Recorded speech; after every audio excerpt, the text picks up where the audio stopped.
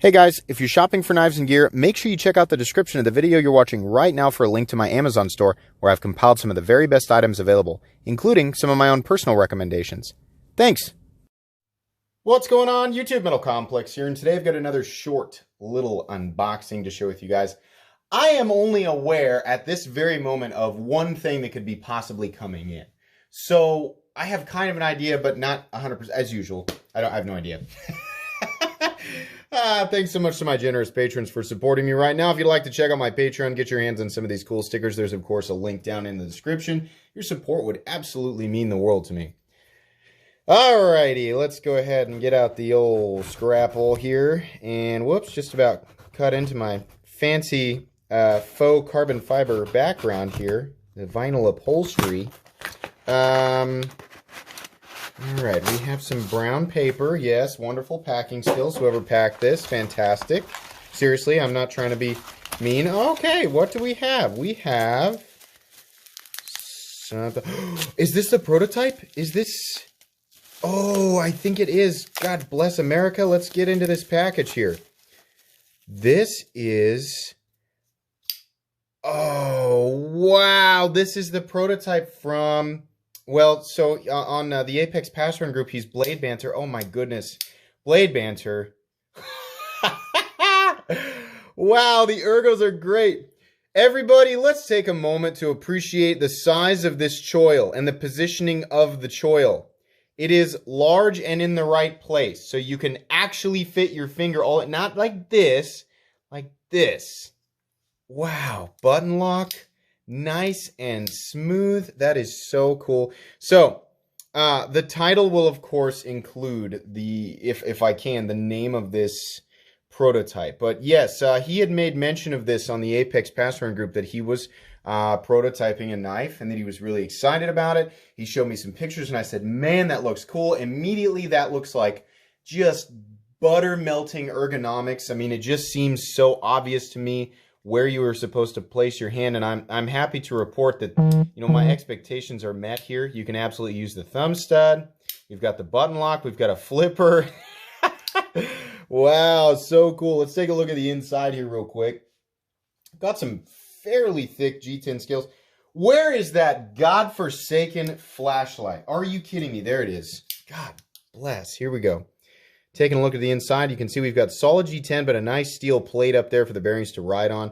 Nice, looks like a red pivot collar. Pivot looks nice too. Probably T8, and these look like T6, but that's okay. Look at the blade here. We've got a nice higher polish than normal on the satin finish. So I'm wiping it off real quick so you guys can see.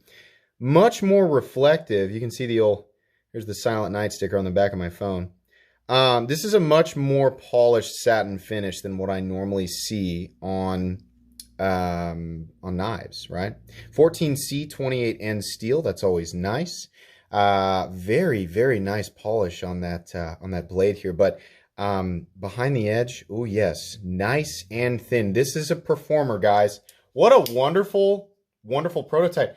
If Blade Banter, if you're watching, this feels very finished to me. My first impression of this is that it is very finished.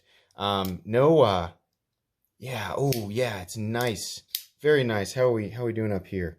Yeah, nice and solid. So I always expect a little bit of blade play on a button lock, but no, that is not the case.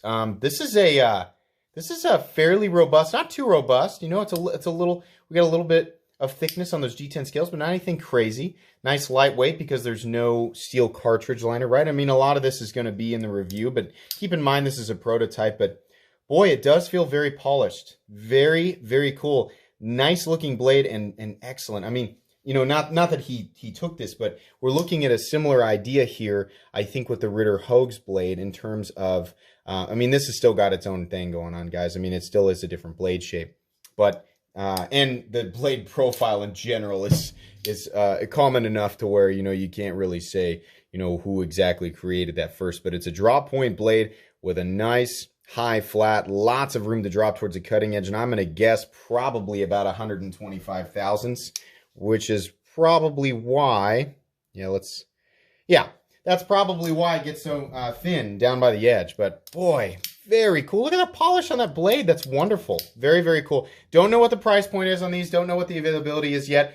But, and like I said, I'll include the name of this prototype in the title if I can. Very excited about this. Blade Banter, thank you so much for allowing me to take a look at this. I'm excited. I hope you guys are too. I think that's going to be pretty much it for today's unboxing, guys. If you enjoyed this video, please leave a like. If you'd like to check out my other content, I do, of course, have lots of videos of knives that are either expensive or inexpensive that I do or don't like, so check those out. And if you enjoy all my content, go ahead and click on that Metal Complex logo right there and subscribe, because there's definitely more coming.